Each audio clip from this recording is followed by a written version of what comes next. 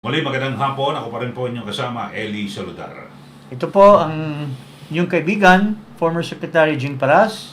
Bumabati ng magandang hapon po sa inyo lahat dito sa ating programa, Paras kay Paras. At Happy New Year po sa inyong lahat. Nandiyan pa ang translasyon. Nandiyan pa rin ang forthcoming ang Chinese New Year, no? So ito po si Ado Paglinawan na bumabati sa inyo. Okay, so nabanggit mo Chinese New Year. Pag-usapan natin yung issue sa China. Okay, at dito ho, ang sinasabi nga, yung Pilipinas ay nananatili na bukas to diplomacy with China. Ay po sa National Security Advisor. Yeah. Siguro dyan tayo magsimula. Yes, na parang ipag-usapan natin. parang double talking kasi ito no? Itong statement ni Anyo. Hindi ko nga maintindihan kung anong mga akto ngayon ni Anyo na ibang-iba nung nasa poder pa siya nung pamamalakad ni dating Pangulong Duterte when he was the DILG Secretary. Yung foreign policy ni Duterte ay sinusubaybayan ng mga cabinet secretary noon. At si Anyo ay isa sa mga sumasamba or sumusunod ng ikangay tinatawag na foreign policy. And it was always a friendly relations with China. Pero ngayon, mukhang confusing itong sinasabi niya. As if na walang diplomatic relation or walang diplomasiyang nangyayari ng China at saka Pilipinas. Ito, basahin natin itong sinasabi ni Anyo ngayon. Philippines remain open to diplomacy with China, National Security Advisor. The Philippines remains open to diplomatic discussions with China and believes the two nations can achieve a resolution to disputes over the South China Sea through peaceful dialogue, its National Security Advisor said on a statement Friday, January 5. These remarks came after the Chinese Foreign Ministry spokesperson on Thursday called the recent joint patrols by the United States and the Philippines in the South China Sea provocative and irresponsible. Our joint patrols with the United States and potential future activities with other allied countries show our mutual commitment to a rules-based international order for promoting peace and stability of the region. So, with due respect, Anyo, I think, is confused. Yeah. Totoo yan, totoo. Unang-una, yung kanyang amo, si Bacoy, bumisita na yan sa China. At nagkaroon na ng renewal of diplomatic relations.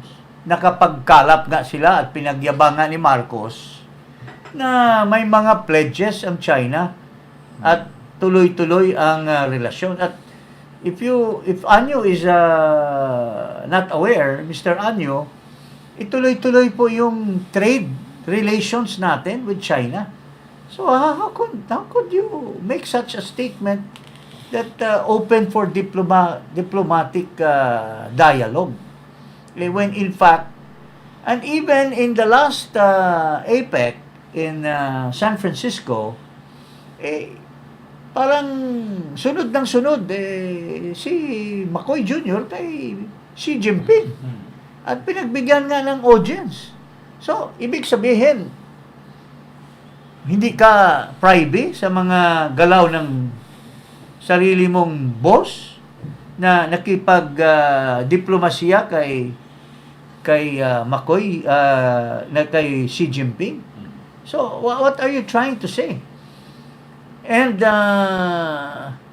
dahil nga dyan, it is, para sa aking perception, the status quo is there is a diplomatic relation. But you are destroying it by patrolling it with the United States and declaring this and showing that the freedom of navigation or the economic zone is a militarized area. Anong masasabi mo dyan, paring Secretary Jing, yung binabanggit mo na parang isinasara nito yung diplomacy with China. Yes. Kasalukuyan may diplomasya. Masyadong naging active ang armed forces dito sa conflict or a relationship or alleged or perceived parang conflict ng China as far as the territorial sovereignty is concerned. Pero kung tusin mo, talagang nananatili na may magandang relasyon ang China at ang Pilipinas. And as a matter of fact, nagtataka ako, siyang National Security Advisor, under sa kanya yung may conduit sila with the armed forces. Nagtataka ako, bakit ang armed forces ang nakikipag initiate ng mga efforts when in fact it should be salungat yung mga pinagsasabi mo sa mga nangyayari, because it should be the Department of Foreign Affairs that should be in the forefront, not the armed forces na nakipag-joint patrol dyan. That is a very inviting circumstance kasi that's a foreign power na kalaban kunyari ng China, yung Amerika, pero biniloloko lang tayo pare, kasi si Xi Jinping at saka si Biden nagkamayan at nagkaroon ng alliance, military alliance when they agreed in the United States. And they're working towards the better. Yes. Rather than the tapos confrontation. parang dino-double talk tayo ng Amerika na on the one hand, sige pare, agitate mo yan sila. Pero kami, magkikipagkaibigan kami. Parang, hindi pa ba tayo nakakaintindi na we are just being used in the process by the Americans for their own benefit? You really think the Americans by doing a joint patrol there is trying to gain benefit for the Philippines, or is it trying to benefit for the United States? Parang lalong tatakutin nila ang China para lalong maging friendly sa kanila at our expense. Di ba? Unang-una, ito reaction ni Anyo na towards diplomacy is a reaction to the brickbats na nakuha niya dito sa una niyang sinabi na hindi provocative yung joint maritime patrols. Pakita natin yung sinasabi niya. Anyo to China, joint maritime patrols not provocative. Okay. Yan. The National Security Advisor Anyo lashed back at China yesterday over its most recent statements accusing the Philippines of engaging in provocative actions through its joint maritime activities in the United States in the West Philippine Seas. The Chinese spokesman referred to these activities as provocative activities and deemed them as irresponsible. Quote, "We wish to clarify that the joint military activities between the Philippines and the United States were clearly conducted with our exclusive economic zone and are consistent with international law, particularly the United Nations Convention on the Laws of the Seas." So, how can they be deemed provocative? Ito yung sinasabi ko sa iyo kanina. Yes. No? Okay. Na hindi mutually exclusive. Yeah. Yung legal with provocation. You can be legal, but you can be provocative. So, Mr. Anyo cited in a statement that hindi daw provocative yung joint patrol. At legal daw, according to international law. Based on the UNCLOS. That's a lie! Walang ganun po, Mr. Anyo. Yung UNCLOS, yung establishment ng economic zone, para yan for free passage. Pero the presumption is civil. Walang bawal ang... Kaya nga, kung may mga barko dyan, mga part ng 7th Fleet, tuloy-tuloy ang hindi pwedeng yung passage, because that South China Sea is an area for the free passage of navigation for all nations. At saka Secretary, napansin ko na hindi niya binasa ang UNCLOS. Oh. Kasi Siguro nga. in Article 18, ang sinasabi sa Article 18, territorial sea. Sinasabi niya rito, exclusive economic zone. Dapat magkaroon ng innocent passage within our territorial sea, within 12 nautical miles. Paano ka magiging legal 200 nautical miles? Even in our territorial sea, the behavior of innocent passage under Article 18 is applicable. Even within the 12 nautical miles, which the Philippines exercises sovereignty, mayroon pa rin the free navigational passage, di ba? Yung innocent passage. How much more doon sa EEC? Hindi ba? And it's not legal because bawal dyan ang military activities. Yes. Bawal ang putukan. Bawal ang loading. Nag-load tayo na isang helicopter sa aircraft carrier that is nila. within the territorial sovereignty area as well as the EEC. Bawal ang propaganda. Pati yung mga atin So, ibig sabihin, na-misunderstand niya yung joint na as if it's an innocent he didn't realize that what China perceive as provocative is the presence of the US military. Di ba? And it does not stop China from engaging in preemptive attack even within your territorial sea. Because they are not a member of UNCLOS and they have no business enforcing activities for a coastal state, because they are not a coastal state, they are not a claimant state.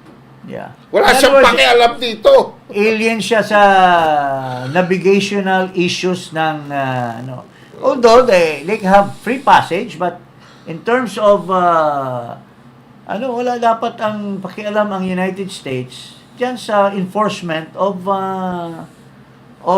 the conflict, settling of conflicts between China and the Philippines. Ang mindset kasi nila, Secretary, is on the Mutual Defense Treaty, which is a totally different discussion. Hindi applicable yan until there's a war. Unless there's an arm attack. In peacetime, there's no such thing as Mutual Defense Treaty. At ito ay nababalot lamang. Kasi, at saka parang ini-extend nila yung concept ng BFA at saka EDCA doon sa South China Sea. Correct. Pwede specific yung EDCA for basis, para sumakay lang sila doon sa mga basis na yan. And these are specific basis agreed upon. Hindi naman within the agreed basis yung South China Sea. It's not even a base. Ang problema kasi ni Anyo Secretary, naniniwala siya kay Jonathan Malaya na wala namang alam dito sa international law and international relations. Alam mo si Malaya, baka siguro feeling niya by osmosis dahil yung kapatid niya nasa DFA, nakakagain siya ng knowledge through osmosis sa kapatid niya. Meron siya sinabi, Secretary, in an interview with Richard A. Darian. Ang sabi niya, conversations cannot be part of international law. Can you imagine a lawyer? Can you imagine a spokesman for national security? What about customary law? Sambang University College of Law yung Malaya na yan. Yung mga communiques, these are just records of conversations. Yung usapan ni Erap at ng China na in-enforce even by Benigno Aquino dahil China was not budging. Hindi natin mariresupplyan yung mga tao natin sa BRP Sierra Madre. So even Gasmin, General Gasmin, who was then National Defense, In any case, wag naman sana tayong padalos-dalos sa ano. Unang-una, in the time of President Duterte, any presence of military offices or officials hindi nakikialam sa foreign policy natin with China. It was all in fact even during the time of Noynoy Aquino, the only presence was nakisaling pusa, ito si Trillanes. But not being as a military, but being as a special envoy daw siya ni Noynoy. Backdoor negotiator. Yeah, but he was not representing himself or clothed with the military representation. Ngayon lang talaga na why are they militarizing this issue with the South China Sea? When in fact, the proper... Kaya nga tama nga siya, ito, open to diplomacy. Diplomacy. But that is, tama yung kanyang statement, if the presumption was we didn't have any diplomatic relation with China. But we do. But they are the ones destroying that diplomatic relation by militarizing the area. And by involving third parties, Yes. foreign countries that are not even from the area. And Japan, applying Australia. already the provisions of the Mutual Defense Treaty when Wala pa. when it's not even triggered by any circumstance. Kakatawa ka po, General Anyo. Ewan ko, nung panahon ni Duterte, bilib na bilib ako sa iyo, magkatabi tayo doon sa IATF, Pero, I don't know kung naapektado ka ba doon sa 3 beses ka na kubig, baka nagbago yung pag-iisip mo. Ha? according to I my hope not. according to my sources secretary, baka he might be on his way out. Sino? Ed Anyo. Well, That's in the same way that Tariela has been kicked out. I think he's really on the way out. Remember, it's a new year. Luma na yung anyo mo It's a new year already. So, bagong anyo na. Lumang anyo ka na kailangan ng palitan. No, just kidding, General. Kasi yung kanilang so-called spokesman for the West Philippine Sea Sino? Yung Tariela? yung Philippine Coast Guard. No? Nasaan ba yun? Baka, ang balita ko, hindi yata nagustuhan yung mga arte niya ng bagong Coast Guard ship. At mukhang sinipa na yata ni... Mukhang matalino at maayos itong bagong ngayon ng Coast Guard. At Si Commandant Gaban, nag-iisip. Nag-iisip. Hindi katulad nung kapartner ni si Abu. ang dami pang security. Sinita ko nga doon sa Shangri-La Hotel. Sir. Sabi ko, Bulletproof Land Cruiser. pare, dami mo security mukhang bakit kasama mo ba si Presidente? Hindi sir. Abu, So anyway, pagpasok ni Gaban, tinanggal si Tariela as Deputy Chief of Staff for Human Resources. Hindi na pahiya. Ngayon hindi na siya pwede magdadaldal dahil hindi na siya spokesman for Coast Tinanggal Guard. din as Maritime Advisor at spokesman for West Philippines. Ngayon, Wow, nakakahiya. ito si Anyo, nakiusap pa na i-retain si Tariela sa National Task Force for West Philippine Sea. Anong papel niya doon? Kaya nga, sabi sa kanya ni Gaban, you remember, you're speaking in my behalf, so before you open your mouth, you'll get my permission first. Kita mo? Sumusobra Akala niya, siya na yung head ng Coast Guard Kaya lumulubog ngayon si Tariela, wala na halos, kundi sa kanyang Twitter, at ito si Malaya, lumulubog na rin. At Pero, si Anyo lumalabas. allegedly, continue pa yung kanyang payoff from the US. Well, hanggang nandyan siya. And by the way, nagsasabi na sa mga peers niya sa Philippine Coast Guard, natatakbo raw siya sa 2025 as Congressman of Occidental Mindoro. Wow. Malaki na kinita nito. May puhunan. Malaki na. Kasi mahal magtakbo ng congressman. Oh, you heard it first, ha? From iparas mo kay paras. Yes. Oh. Oo. At yan, hindi chismis. Oo. Well, anyway, so yun po, mga kababayan. Okay, Oh, so maraming salamat. Hanggang sa susunod po. yes, mga kababayan. Bye-bye, Tariela!